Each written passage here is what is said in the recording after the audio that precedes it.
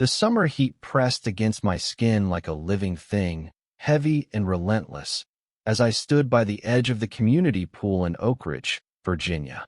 My best friend, Connor, dove into the water, his laugh cutting through the hum of cicadas, and I froze. Because in that split second, I saw it. A look in his eyes, unguarded, that made my heart lurch. Was it just the sun, or had I glimpsed something impossible, something that could unravel the careful balance of our friendship?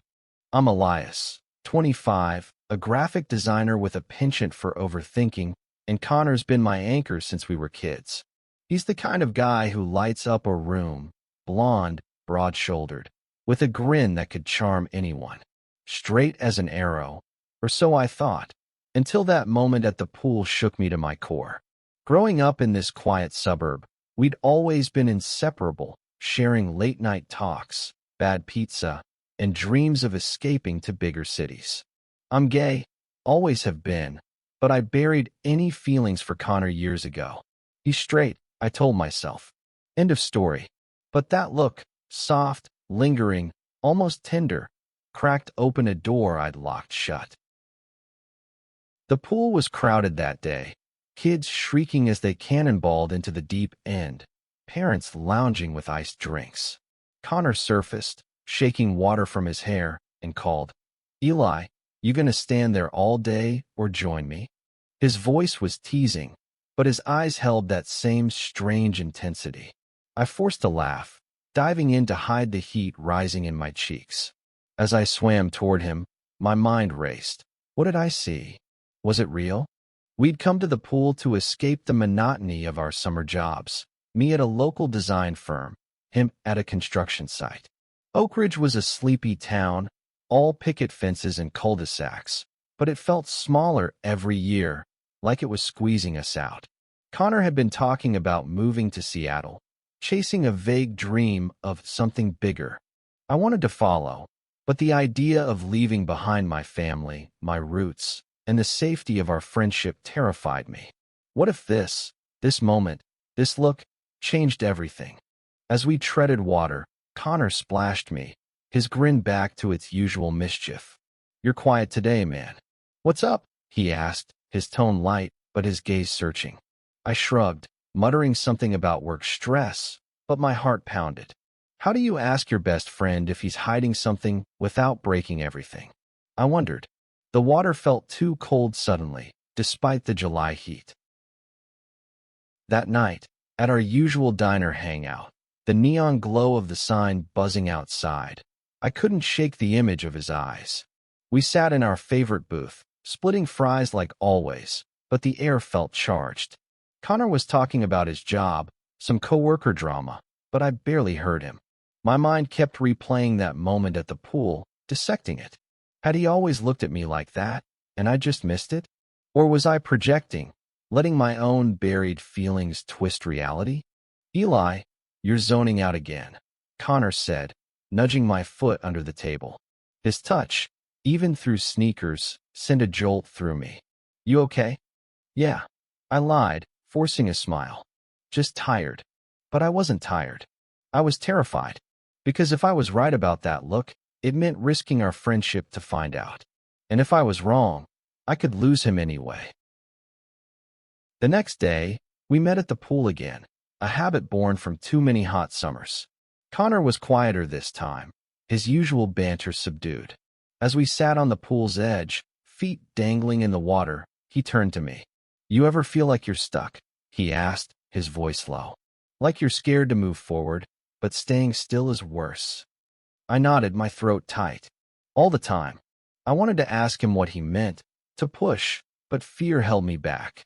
Instead, I watched the ripples in the water, wondering if this was the moment to be brave, or if bravery would ruin us. The question hung between us, heavy as the humid air. Connor's words, about feeling stuck, about fear, echoed in my mind as we sat by the pool, the sun dipping low, painting the sky in hues of orange and pink. I wanted to ask, "What's holding you back, Connor? Is it the same thing I saw in your eyes yesterday?" But the words stayed trapped, caught behind years of caution. Instead, I deflected. You thinking about Seattle again? I asked, kicking at the water. Connor leaned back on his hands, staring at the horizon. Yeah, maybe. It's not just about a place, though. It's I don't know, figuring out who I am outside this town. His voice was softer than usual, vulnerable in a way that made my chest ache. I knew that feeling too well. Growing up gay in Oak Ridge wasn't easy. I'd come out at 19, braced for rejection, but my family surprised me with quiet acceptance. Connor had been the first person I told, and he'd just hugged me, saying, "You're still Eli. Nothing changes." But now, his words about figuring himself out stirred something in me. Was he questioning more than just his future?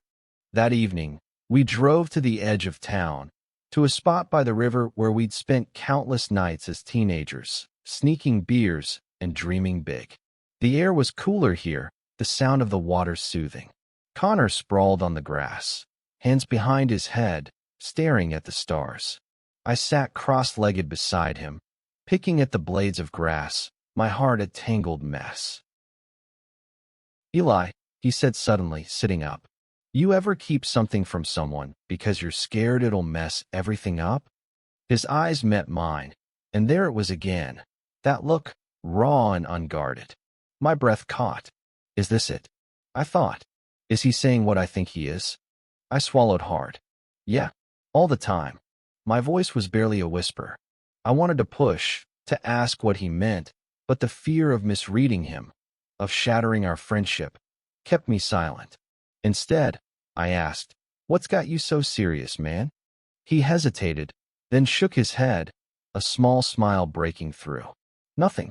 Just thinking too much." But his hand lingered near mine on the grass, closer than it needed to be. The space between us felt alive, electric, and I wondered if he felt it too. The next few days were torture. Every glance, every casual touch, felt like a clue I couldn't decipher. At the pool, Connor seemed to hover closer, his shoulder brushing mine as we talked. At the diner, he'd lean in, his voice low, like he was sharing secrets meant only for me. I started noticing things I'd ignored before. The way his smile softened when he looked at me, the way he'd linger when saying goodbye. Was I imagining it? Or was Connor, my straight best friend, feeling something too? One night, after a long shift, I found myself at his apartment, a small place cluttered with tools and half-read books. We were playing video games, the glow of the screen casting shadows on his face. He paused the game, turning to me. "Eli, you're my best friend, right?" he asked, his voice serious. "Always," I said, my heart racing. "Where's this going?" "Good," he said, but his eyes didn't leave mine.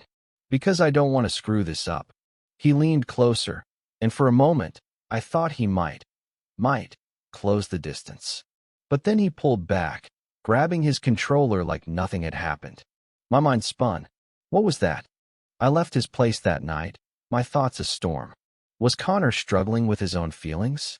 Or was I reading too much into his every move, letting my own heart cloud my judgment?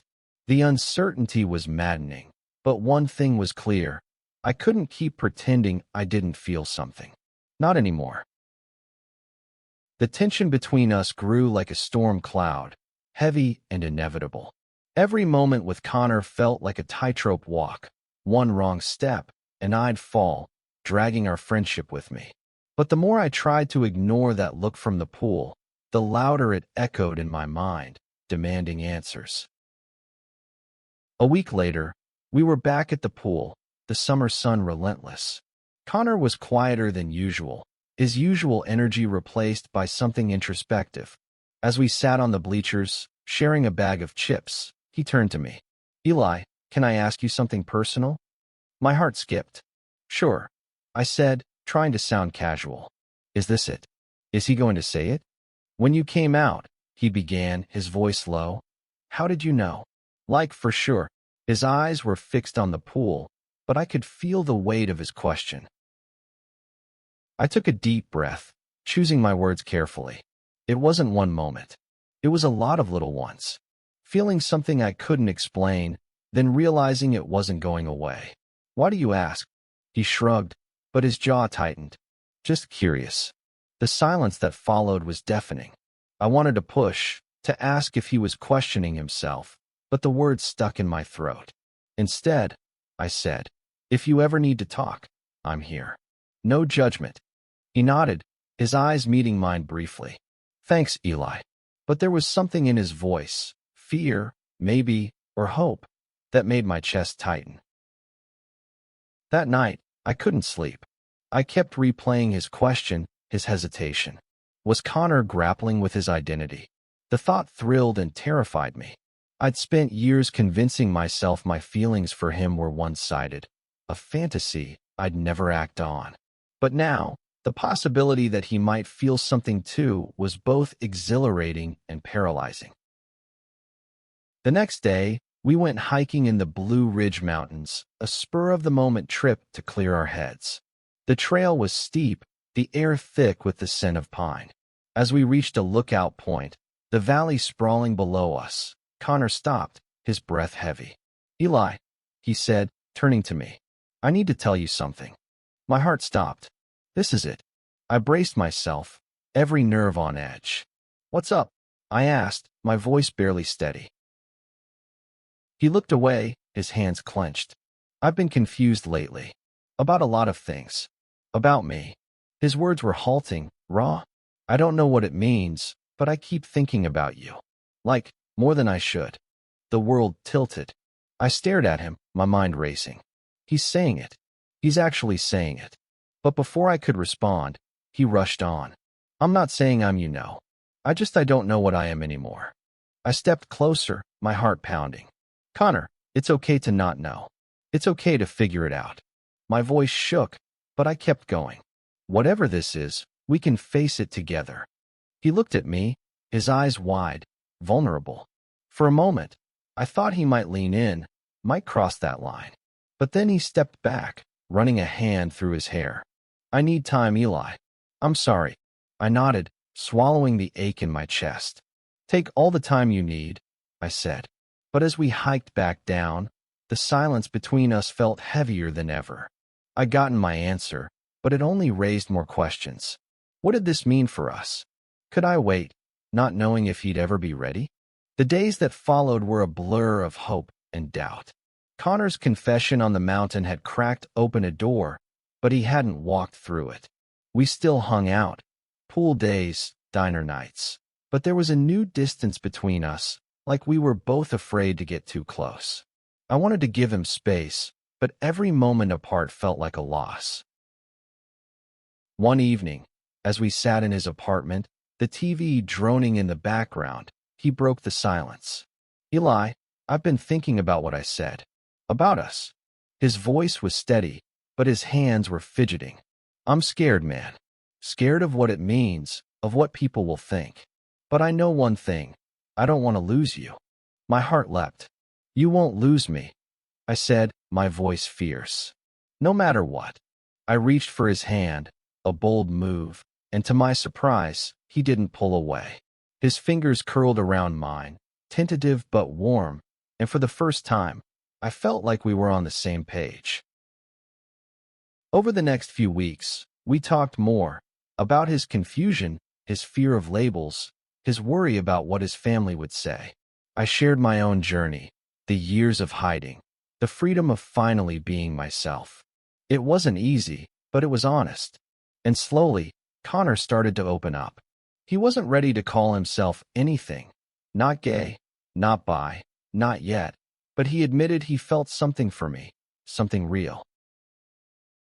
One night, back at the pool after hours, we snuck in, the water still under the moonlight. We sat on the edge, our feet dangling, the air thick with summer's end. "Eli," he said, his voice soft. "I don't know where this is going, but I want to find out. With you." I turned to him, my heart full. "Then we'll figure it out together," I said. And when he leaned in, his lips brushing mine in a tentative, perfect kiss, it felt like the world finally made sense. It wasn't a fairy tale ending. There were still questions, fears, and a long road ahead. But it was a beginning, one built on trust and honesty. As we sat there, the stars reflected in the water, I realized something. Love isn't about certainty. It's about being brave enough to take the leap, to face the unknown together. Connor and I didn't have all the answers, but we had each other. And for now, that was enough.